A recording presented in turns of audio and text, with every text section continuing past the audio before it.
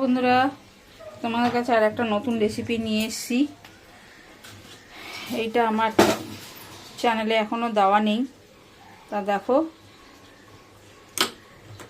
এই আজকে আমি করছি, তোমাদের সাথে শেয়ার করছি। কাঁকড়া করব। এবার কাঁকড়াটা নুন হলুদ দিয়ে ভালো করে ধুয়ে পরিষ্কার করে নুন হলুদ দিয়ে মাখিয়ে একটুখানি ভেজে নিচ্ছি। একটু ভেজে নিই, আর তার জন্য কি কি লাগছে সেটাও তোমাদের দেখাবো। এটা ভেজে রেডি করে নিয়ে তারপরে কি কি লাগছে তোমাদের কাছে ফেরত আসছি, তোমরা দেখতে থাকো। দেখো বন্ধুরা, একটা মশলা করব, সেই মশলাটা তোমাদেরকে দেখাচ্ছি। এর মধ্যে দেখো রসুন, আদা আর লঙ্কা রয়েছে। এবার আমি এর মধ্যে একটু পেঁয়াজ দিয়ে দেবো, একটু কুচি দেবো আর একটুখানি বাটা দেবো। এই যে পেঁয়াজ দিয়ে দিলাম, আর টমেটো দেবো। টমেটোটা পরে দেবো, আগে এইটা পেস্ট করে নিই, তারপর টমেটো দেবো।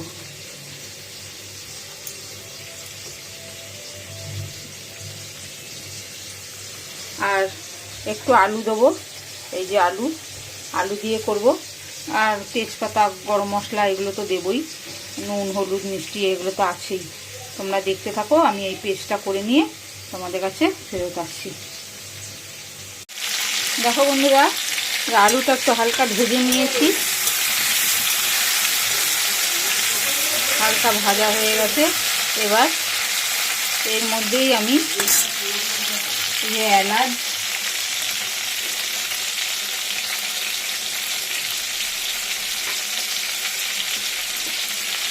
এই একটু এলাচ ফোড়ন দিয়ে দিলাম।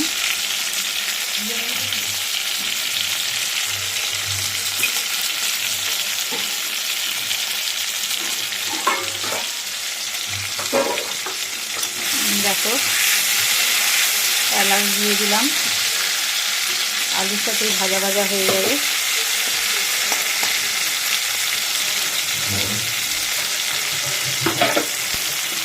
আর দুটো তেজপাতা দিয়ে দিলাম, একটু ছিঁড়ে, একাতে ছিঁড়তে পারলাম না, কোনো রকম ছিঁড়ে দিয়ে দিলাম। দেখো, আর এর মধ্যে একটু অল্প করে পেঁয়াজ কুচি দিয়ে দিলাম। দেখো, এবার এর সাথেই এগুলো একটু ভাজা ভাজা করে নেব। অল্পই কাঁকড়া, বেশি না, এই জন্য আমি অল্প মশলাই দিলাম। তোমরা তোমাদের মাপ অনুযায়ী দেবে, তোমরা তো করো, তোমরা জানো।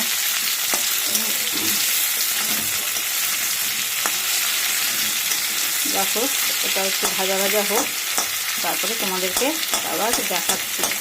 এর মধ্যে নুন দেবো, হলুদ দেবো, একটু জিরের গুঁড়ো দেবো, ধনের গুঁড়ো দেবো, সব দেবো। সেই একটা মশলা বানিয়ে নিই বাটিতে একবারে, সেটা তোমাদেরকে দেখাবো, তোমরা দেখতে থাকো।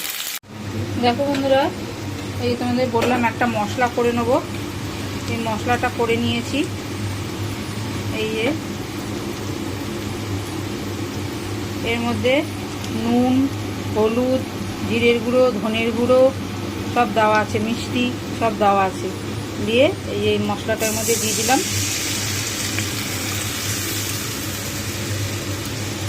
আর এই মা টমেটো কাটছে, টমেটোটাও এর মধ্যে একবারে দিয়ে দেবো। দিয়ে এবার এটাকে ভালো করে কষাবো।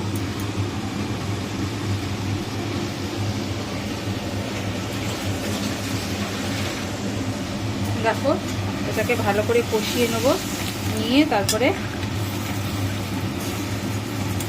তোমাদেরকে দেখাচ্ছি কষানোটা। একটু চাপা দিয়ে দিয়ে কষাবো। এই যে মা টমেটো দিয়ে দিল, পুরো একটা বড় গোটা টমেটো দিয়ে এবার এটা একটুখানি হোক, তারপরে এই মশলাটা যে পেস্ট করেছি সেই পেস্টের মশলাটা দেবো। এই মশলাটা একটু ভাজা হোক, নাহলে ধনের গুঁড়ো, জিরের গুঁড়োর গন্ধ ছাড়বে। এটা হয়ে গেলে পরে তারপরে ওই যে আদা, পেঁয়াজ, লঙ্কার পেস্ট করেছি ওটা দেবো। তোমরা দেখতে থাকো। এই দেখো বন্ধুরা, এই মশলাটা দিয়ে দিয়েছি, বাটা মশলাটা দিয়ে এবার এটাকে ভালো করে কষিয়ে নেব। কষিয়ে নিয়ে যতক্ষণ না তেল ছাড়ে ততক্ষণ এটা কষাবো। এর মধ্যে কাঁকড়াগুলো দিয়ে দেবো, কাঁকড়াগুলো দিয়ে একবারে ভালো করে কষাবো। এই যে ভেজে রেখে দিয়েছি কাঁকড়াটা, এই ভাজা কাঁকড়াটাও এর মধ্যে দিয়ে দিচ্ছি। দিয়ে এবার এটাকে ভালো করে কষিয়ে একদম পেঁয়াজের রসুনের কাঁচা গন্ধটা যাতে না বেরোয় ভালো করে কষিয়ে নিয়ে তারপরে তোমাদেরকে দেখাচ্ছি, তোমরা দেখতে থাকো।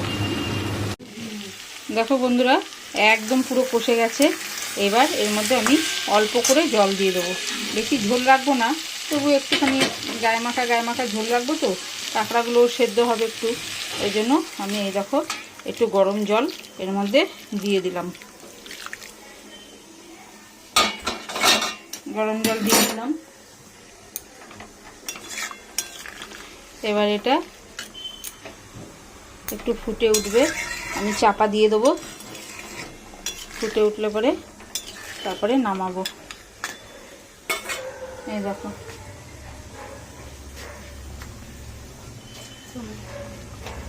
ভালো করে ফুটে উঠলে পরে কষা কষা হয়ে যাবে একদম, তারপরে আমি নামাবো। এই জন্য চাপা দিয়ে দিলাম। কাঁকড়াগুলো একটু ভালো করে সেদ্ধ না হলে খাওয়া যাবে না, একটু ভালো করে সেদ্ধ হোক, তারপরে নামিয়ে নেব। নামিয়ে তোমাদেরকে দেখাবো কীরকম হলো জিনিসটা। দেখো বন্ধুরা, নামিয়ে নিয়েছি একদম কষা কষা করে, বেশি ঝোল রাখিনি। আমার একদম কাঁকড়ার কষা রেডি খাওয়ার জন্য, গরম গরম। কে কে খাবে সবাই চলে আসো, রান্না হয়ে গেছে, যে যে খাবে শেষে চলে আসো। গরম গরম কাঁকড়ার কষা খেয়ে যাও। তোমরা কে কীভাবে করো আমাকে কমেন্ট করে জানিও। আজকে বেশি রিচ করে করিনি, হালকা করেই করেছি, ফেস ক্রিম টিরিম কিছুই দিইনি, হালকা করেই করেছি, এমনি কষা যেরকম হয় সেরকমই করেছি। তোমরা কে কীভাবে করো আমাকে কমেন্ট করে জানিও। এই ভিডিওটা এখানেই শেষ করলাম, আবার পরের ভিডিও নিয়ে তোমাদের কাছে আসছি। কদিন আসতে পারিনি না, আমার ছেলে তো চেস খেলে, তোমরা জানোই, চেস নিয়ে একটু ব্যস্ত ছিলাম, ছেলেকে নিয়ে এদিক ওদিক দৌড়াদৌড়ি করতে হচ্ছিল, তার জন্য আসতে পারিনি। আবার শুরু করলাম, দেখো কীরকম হয়েছে।